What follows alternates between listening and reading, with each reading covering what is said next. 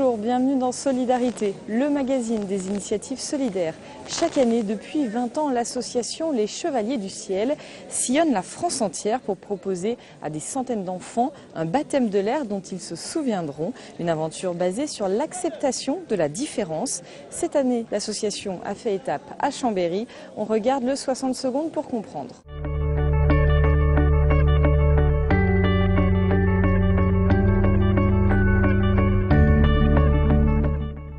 Depuis 20 ans, l'association Les Chevaliers du Ciel réalise cette grande aventure qui est Rêve de gosse. Une aventure basée sur l'acceptation de la différence entre enfants ordinaires et enfants extraordinaires. Tous réunis par un travail pédagogique dans le respect de chacun et la tolérance malgré le handicap, avec au bout du chemin un rêve qui devient réalité, le baptême de l'air. Chaque année, les Chevaliers du Ciel sillonnent la France avec 30 avions et des équipages bénévoles pour continuer à faire vivre ce rêve. Leur démarche est solidaire et permet l'assimilation des différences de l'autre grâce à des rencontres organisées entre enfants dans plusieurs villes et villages de France. Depuis 1997, plus de 25 000 baptêmes ont permis à des enfants extraordinaires et ordinaires de toucher les nuages.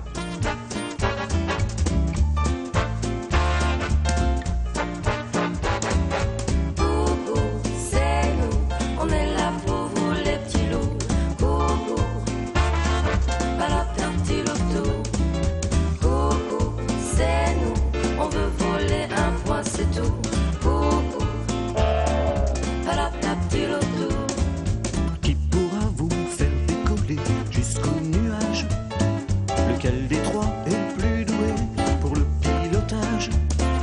À vous de choisir pour ne pas vomir. Le 1, le 2 ou bien le 3, faites votre choix.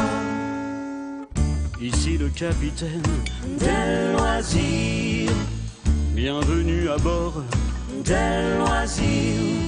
Si vous voulez faire un petit tour dans mon navire, il me reste de la place dans ma carcasse, y a qu'à me choisir.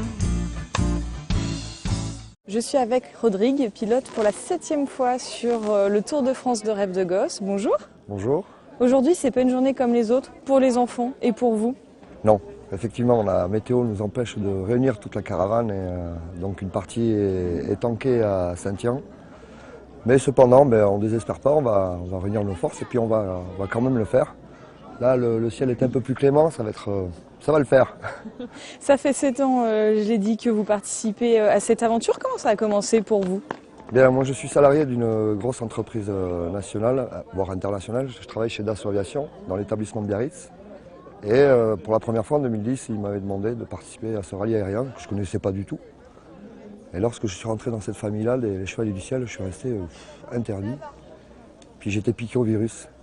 Puis j'ai pas pu ne pas revenir, quoi. C'était extra. Puis c'est chaque année pareil. Et puis voilà, depuis, on essaie de rassembler des fonds, de la force et de monter des associations pour pouvoir ramener les sponsors. Et puis voilà, cette fois, on y est depuis la 7e fois et puis on espère que ça va continuer. Bon, on va voir comment ça se passe très concrètement avec les pilotes, avec les enfants à travers le reportage de Jean-Paul Crespi et Olivia Boisson. Et puis on se retrouve juste après.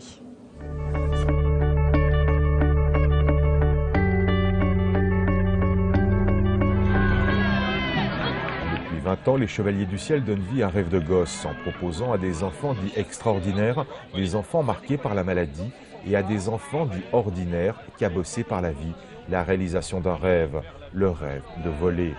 Sur la piste de l'aéroport du Bourget-du-Lac, ils étaient plus de 160 petits princes à s'envoler à bord des avions de l'association, les yeux fixés sur la piste et la ligne d'horizon. Les enfants, le sourire des enfants, faire partager un monde qu'ils ne connaissent pas du tout. Pour beaucoup d'entre eux, ça reste très inaccessible.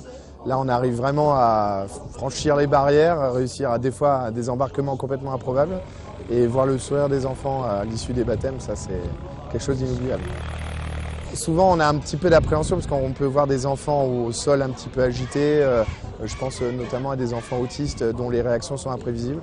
Généralement, dès qu'on décolle, c'est le calme plat, ils sont complètement émerveillés et ça se calme très très vite et ça pose même des questions, donc on essaie de communiquer au maximum. C'est magnifique, ces enfants sont tellement tellement prenant, enfin tellement sympathique et tellement, on leur amène tellement de bonheur finalement que c'est une très belle idée et on est là pour la faire perdurer.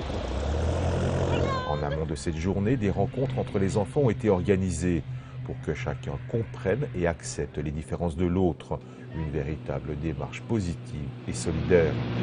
Fraternité, réellement, parce que handicapés, pas handicapés, différents, pas différents, tous avec nos différences, on s'est aperçu qu'on était unis par une humanité.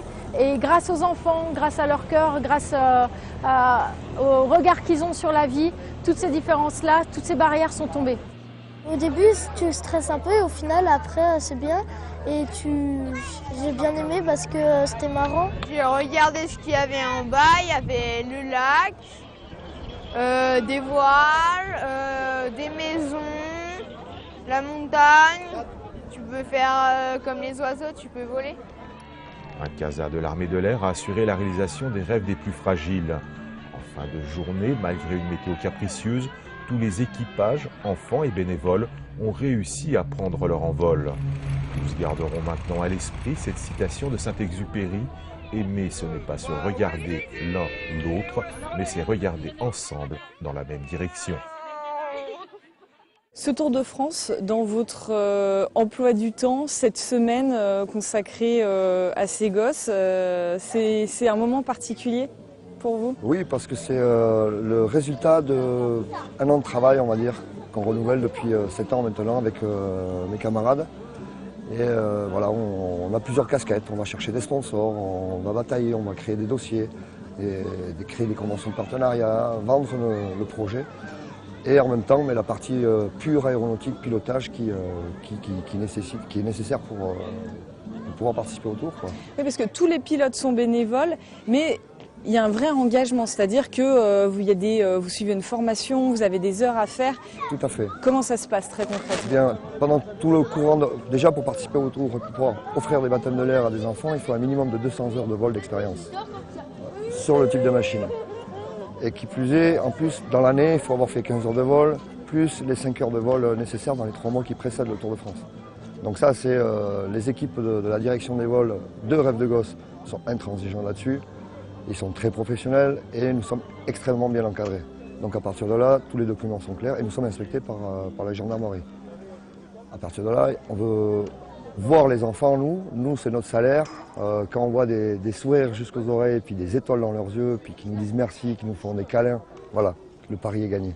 Ces baptêmes-là, c'est pas des vols comme les autres pour vous? Non, pas du tout, parce que ce sont des enfants pour les 2 tiers extraordinaires et pour 1 tiers ordinaire qui ont travaillé, entre guillemets, sur une année scolaire, sur une action pédagogique, une action remarquable qu'on appelle ici. Et ils ont fait tomber les barrières à la différence. En fait, ils nous ont donné une leçon de vie. Les enfants, ils ont cette faculté de le faire sans arrière-pensée comme nous les adultes. Et donc c'est une très belle leçon, on prend une claque en fait, tout simplement. Et lorsqu'on les amène aux avions, le baptême de l'air en lui, c'est la cerise sur le gâteau. C'est le prétexte. Et puis on est assez fiers de le faire quand même, parce que la seule chose qui nous manque, c'est de voir ces enfants. Et il nous tarde chaque ville étape d'aller à leur rencontre, qu'est-ce qu'ils ont fait les enfants, quelle est l'action remarquable qu'ils ont fait, combien ils sont. Et puis voilà, et puis on sait qu'on va vivre une très belle journée, parce que quelque part, on a toujours un peu gardé notre âme d'enfant. Donc voilà. Qu'est-ce que vous avez appris, vous, humainement, de participer à cette aventure? D'accepter la différence, tomber les barrières justement, d'aller au-delà de ce que peut apporter le physique. C'est une aventure humaine extraordinaire. Et comment vous dire, il n'y a pas de mots, il faut vraiment le vivre. C'est difficile de l'expliquer en fait, il faut vraiment le vivre. Mettre des images, des photos, des vidéos, c'est vrai que ça montre, ça parle aux gens. Mais lorsqu'on le vit vraiment sur le village, c'est waouh. Et puis il y a une vraie solidarité, proximité avec tous les bénévoles, toute l'équipe, puisque le Tour de France, vous le faites tous ensemble? Oui, c'est ça. En fait, on est à peu près une centaine de pilotes et membres d'équipage à vivre en autarcie, dans une bulle en fait, et dans laquelle on fait rentrer les enfants. Et voilà, c'est 10 jours d'aventure, des météos plus ou moins clémentes, des soucis à droite à gauche, mais bon, on reste solidaires, on est une famille en fait. On se voit malheureusement que 10 jours par an, mais lorsque l'année revient, c'est comme si on s'était quitté la veille. Donc ben voilà, l'aventure reprend, il y a les sourires qui s'étendent et On a l'impression de se connaître depuis toujours. Un moment qui vous a marqué depuis le début de ce Tour de France 2016? Avant-hier à Lille, j'ai participé au débarquement des enfants du Casa et il y avait un petit garçon qui avait un joli maquillage d'un tigre sur son visage, qui était en fauteuil roulant, que j'ai ramené à sa mère. Et là, il m'a ému, il a demandé à voir sa petite sœur qui était beaucoup plus petite que lui. Et il a vu sa mère et puis il lui a dit « Maman, regarde, regarde, maman, je vole, je vole !» C'était superbe, c'était émouvant, on va dire. Et même les membres d'équipage du Casa ne sont pas restés indifférents. C'est pour ça que vous êtes là chaque année. Voilà, c'est en partie pour ça. Mais non, on en veut toujours plus. Merci beaucoup. Avec plaisir. Puis on va se quitter justement avec le témoignage de l'un de ces enfants. Merci.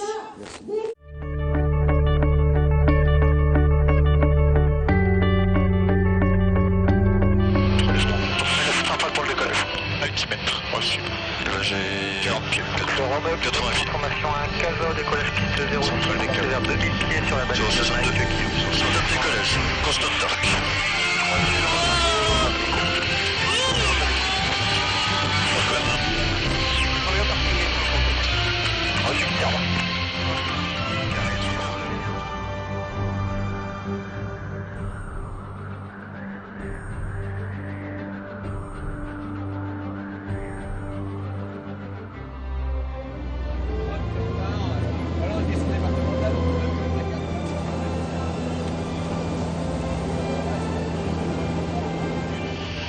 Il fait beau, on est au-dessus des nuages. C'est tout blanc, c'est tout laiteux. Puis là, t'as le pilote qui est en train de conduire l'avion. Coucou. Et puis on est en train de préparer l'avion pour l'atterrissage. Le décollage, ça s'est bien passé? T'as chanté? Bon, c'est bien. Faudra chanter pour l'atterrissage aussi alors, parce que le saxo il va continuer à jouer, tu sais.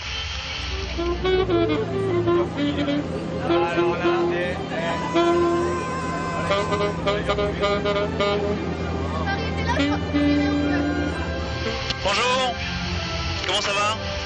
Ça se passe bien? Ça te plaît? T'as bien chanté tout à l'heure? Oui.